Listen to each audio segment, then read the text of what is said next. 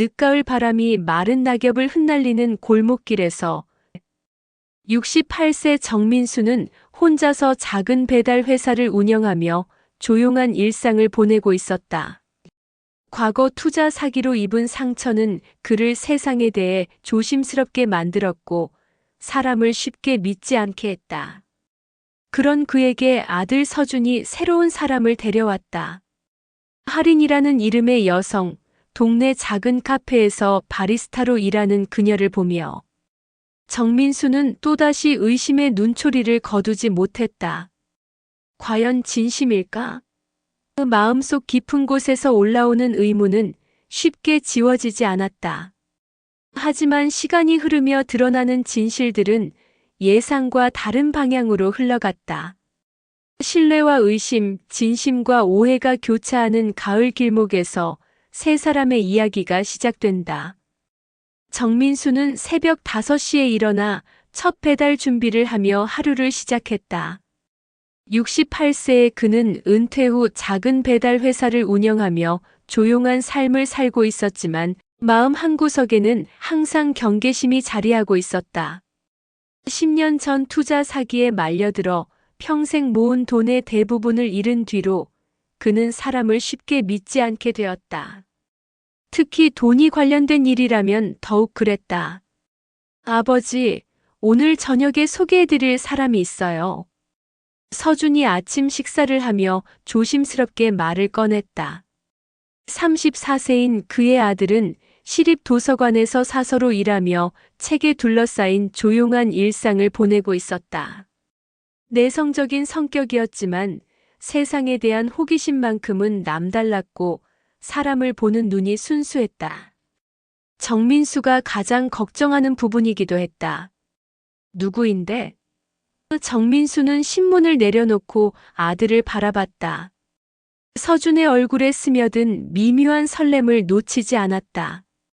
지인 소개로 만나게 된 분이에요. 할인이라고 하는데 진지하게 만나고 있어서 아버지께 소개하고 싶었어요.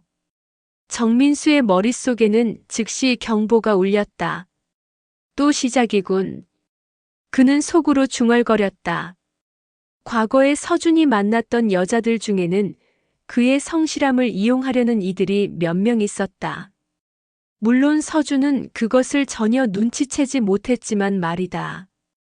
저녁 무렵 서준은 할인과 함께 집에 찾아왔다. 정민수는 현관에서 그녀를 처음 봤을 때부터 예의주시했다. 할인은 29살 정도로 보이는 여성으로 단정한 옷차림에 조용하고 차분한 인상이었다. 하지만 정민수의 눈에는 그녀의 모든 행동이 계산된 것처럼 보였다. 안녕하세요, 아버님. 서준 씨한테 많은 이야기를 들었어요. 할인은 정중하게 인사를 드렸다. 목소리는 부드러웠지만 떨리는 기색이 없었다. 너무 침착하네. 정민수는 생각했다. 어디서 일하시나요? 정민수의 첫 질문은 직설적이었다. 동네 작은 카페에서 바리스타로 일하고 있어요. 가을향기라는 곳인데 혹시 아시는지 모르겠네요. 정민수는 그 카페를 알고 있었다. 집에서 걸어서 10분 거리에 있는 조그마한 곳으로 동네 주민들이 자주 찾는 곳이었다. 최소한 거짓말은 아니군. 그는 안도했지만 여전히 경계를 늦추지 않았다. 저녁 식사 시간 동안 할인은 예의 바르게 행동했고 정민수의 질문에도 차분하게 대답했다. 그녀는 부모님에 대한 이야기를 할 때만 잠깐 표정이 어두워졌다가 금세 밝은 미소를 되찾았다. 서준이 그녀를 바라보는 눈빛에는 분명한 애정이 담겨 있었고 할인 역시 서준에게 자연스럽고 따뜻한 관심을 보였다. 아버지, 할인이 어때요? 할인이 먼저 집으로 돌아간 후 서준이 물었다. 그의 눈에는 아버지의 인정을 받고 싶다는 간절함이 담겨 있었다. 정민수는 대답 대신 차를 한 모금 마셨다. 겉으로는 큰 문제가 없어 보였지만 마음 깊은 곳에서는 여전히 의문이 꿈틀거렸다. 과연 진심일까? 아니면 또 다른 목적이 있는 건 아닐까? 그는 아들의 기대에 찬 표정을 보며 조심스럽게 말했다. 나쁘지 않아 보이네. 하지만 시간을 두고 더 지켜봐야겠어. 서준은 아쉬워했지만 아버지의 신중함을 이해한다는 듯 고개를 끄덕였다. 정민수는 혼자 남겨진 거실에서 창밖을 바라보며 생각에 잠겼다. 아들의 행복을 바라는 마음과 또다시 상처받을까봐 걱정되는 마음 사이에서 그는 할인이라는 여자를 더 자세히 알아봐야겠다고 다짐했다. 할인은 새벽 4시 반에 일어나 카페 준비를 위해 집을 나섰다. 좁은 원룸에서 나오며 복도 끝 벽에 붙은 전세 계약서를 힐끗 바라봤다. 2달 뒤면 계약 만료였는데 아직 보증금을 마련하지 못한 상태였다. 그녀의 어린 시절은 순탄치 않았다. 부모님은 할인이 12살 때 교통사고로 세상을 떠나셨고 친척들 사이를 전전하다가 결국 고등학교 때부터는 혼자 살기 시작했다. 학비와 생활비는 모두 아르바이트로 해결해야 했다. 편의점, 패스트푸드점, 카페, 심지어 새벽 신문 배달까지 안 해본 일이 없었다. 할인아, 오늘도 일찍 왔네. 카페 사장인 김 여사가 따뜻하게 맞아주었다. 할인은 이곳에서 일한 지 벌써 3년이 되었다. 처음에는 단순한 아르바이트였지만 성실함과 세심함으로 인정받아 이제는 거의 매니저 역할을 하고 있었다. 네, 사장님. 새로 들어온 원두 체크부터 하겠습니다. 할인은 앞치마를 두르며 하루 일과를 시작했다. 그녀에게는 한 가지 특별한 습관이 있었다. 매달 아르바이트비에서 일정 금액을 떼어 어려운 이웃을 돕는 일에 쓰는 것이었다. 많지는 않지만 꾸준히 동네 독거노인분들께 도시락을 전달하거나 결식아동을 위한 기부를 하고 있었다. 그런데 최근 들어 할인의 삶에 큰 변화가 생겼다. 대학 시절 절친이었던 수미의 부탁으로 보증을 서게 된 것이다. 수미는 작은 온라인 쇼핑몰을 운영하며 사업을 확장하려 했고 할인의 집을 담보로 대출을 받았다. 걱정하지 마. 3개월이면 정리될 거야. 라는 수미의 말을 믿었건만 한 달 전 갑자기 연락이 끊어졌다. 할인 씨, 괜찮아요? 그 단골 손님인 박할머니가 걱정스러운 표정으로 물었다. 할인이 평소보다 많이 지쳐 보였기 때문이다. 아, 네. 괜찮습니다. 할인은 억지로 미소를 지으며 커피를 내려드렸다. 하지만 마음은 복잡했다. 집을 잃을 수도 있다는 두려움, 서준에게 이런 상황을 어떻게 말해야 할지에 대한 고민이 하루 종일 그녀를 따라다녔다. 한편 정민수는 동네 슈퍼마켓에 배달을 갔다가 사장과 우연히 할인에 대한 이야기를 나누게 되었다. 아, 할인이요? 참 기특한 아이죠. 매달 도시락 봉사도 하고 어려운 이웃들 챙기는 일도 많이 해요. 슈퍼마켓 사장은 할인을 칭찬했다.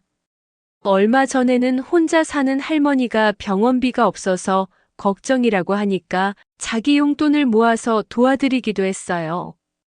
정민수는 의외였다. 단순한 아르바이트생이 아니라 진정으로 남을 배려할 줄 아는 사람이라는 얘기였다. 그런데 요즘 좀 힘들어 보이더라고요.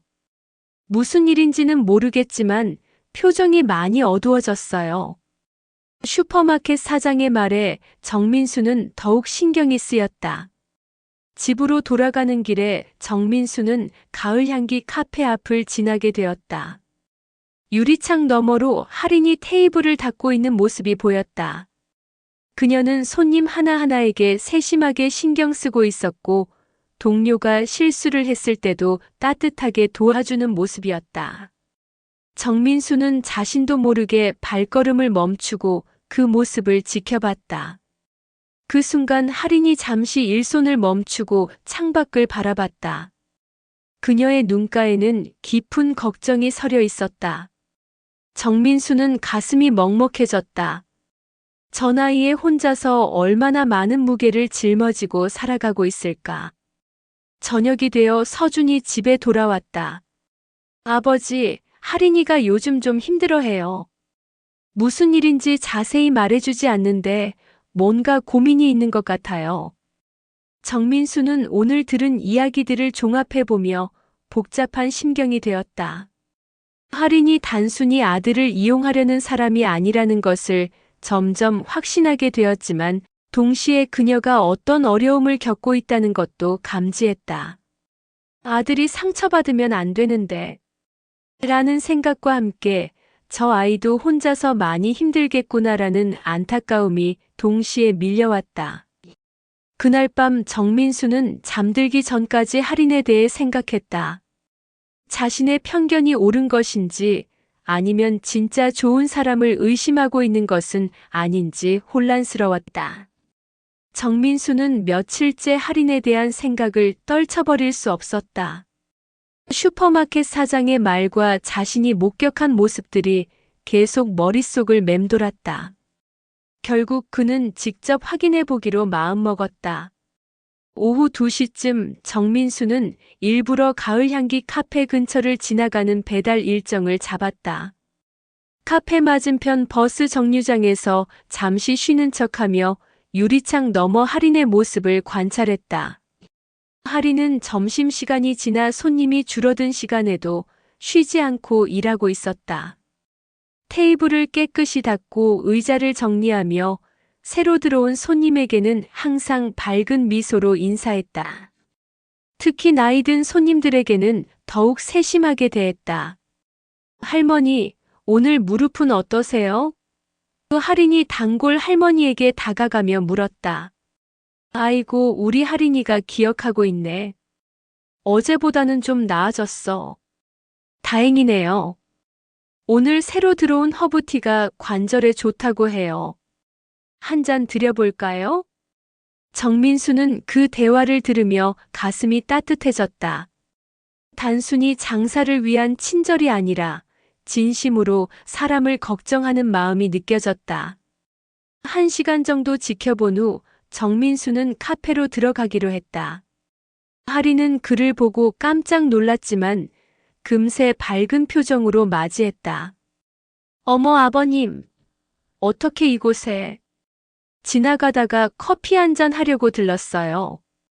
정민수는 자연스럽게 말하며 구석자리에 앉았다. 할인이 커피를 가져다 주며 조심스럽게 물었다. 서준 씨는 잘 지내시죠? 요즘 도서관 일이 바쁘다고 하던데. 그래요. 새로운 시스템 도입으로 좀 바빠하고 있어요. 정민수는 할인의 표정을 살피며 대답했다. 그녀의 눈에는 서준을 향한 진실한 걱정이 담겨 있었다. 그때 카페 문이 열리며 한 할머니가 들어왔다. 지팡이를 짚고 있어 거동이 불편해 보였다. 할머니, 조심히 들어오세요. 할인이 즉시 달려가 할머니의 팔을 부축했다. 할인아, 미안하다. 오늘도 왔네. 뭐가 미안해요? 언제든 오세요. 할인은 할머니를 가장 편안한 자리로 안내하며 따뜻한 차를 준비했다. 정민수는 그 모습을 보며 눈시울이 뜨거워졌다. 할머니가 차를 마시는 동안 할인은 계산대에서 몰래 자신의 지갑에서 돈을 꺼내 서랍에 넣었다. 할머니는 돈을 내려 했지만 할인이 오늘은 새차 시식 이벤트예요라며 사양했다. 오후 4시가 되자 초등학생 아이 둘이 들어왔다. 옷차림이 남루하고 배낭이 낡아 보였다. 누나, 오늘도 숙제 도와줄 수 있어요? 한 아이가 수줍게 물었다. 물론이지. 어서 와. 할인은 아이들을 위해 구석 테이블을 정리해주고 무료로 따뜻한 우유와 간단한 과자를 내어왔다. 손님이 적은 시간을 이용해 아이들의 숙제를 도와주며 격려했다. 수학이 어려우니까 천천히 하자. 틀려도 괜찮아. 정민수는 이 모든 장면을 지켜보며 자신의 편견이 얼마나 잘못되었는지 깨달았다. 하리는 단순히 서준과 교제하는 여자가 아니라 진정으로 남을 배려할 줄 아는 따뜻한 사람이었다. 저녁 시간이 되어 할인의 교대 시간이 다가오자 정민수는 자리에서 일어났다. 아버님, 커피 값은 됐어요. 맛있게 잘 마셨어요. 정민수는 계산대에 돈을 놓고 나오려 했다. 그때 할인이 조심스럽게 말했다. 아버님, 서준 씨한테 말씀드리지 못한 게 있어요. 정민수는 발걸음을 멈췄다. 드디어 그녀가 자신의 어려움을 털어놓으려 하는 것 같았다. 사실 제가 지금 좀 어려운 상황에 있어요. 친구 보증을 서주었다가 할인의 목소리가 떨렸다. 집을 잃을지도 모르는 상황이에요. 서준 씨한테 걱정을 끼치기 싫어서 말하지 못했는데 정민수는 할인의 솔직함에 마음이 움직였다. 그녀는 자신의 어려움을 숨기면서도 다른 사람들은 도우며 살아가고 있었던 것이다. 그런 일이 있었군요. 정민수는 조용히 말했다. 서준이한테 말해보는 게 어때요? 혼자 짊어지기에는 너무 무거운 짐 같은데. 할인의 눈에 눈물이 맺혔다. 저 때문에 서준 씨가 힘들어하는 건 보기 싫어요. 정민수는 그 순간 확신했다. 이 여자는 진심으로 아들을 사랑하고 있으며 자신이 그동안 얼마나 편견에 사로잡혀 있었는지 뼈저리게 깨달았다. 그는 더 이상 할인을 의심할 이유가 없다고 생각했다. 서준은 할인과 만난 지 벌써 석 달이 흘렀음에도 여전히 그녀에게 알지 못하는 무언가가 있다는 느낌을 지울 수 없었다. 특히 며칠 전 할인이 전화를 받으며 갑자기 표정이 어두워진 것을 본 후부터 그 의문은 더욱 커져만 갔다. 누구 전화였어? 서준이 조심스럽게 물었을 때 할인은 잠깐 망설이다가 그냥 옛날 지인이야라고 대답했다. 하지만 그 순간 할인의 눈빛에서 불안감을 읽은 서준은 마음이 편치 않았다. 며칠 후 서준은 우연히 할인의 가방에서 법원 서류 봉투를 보게 되었다.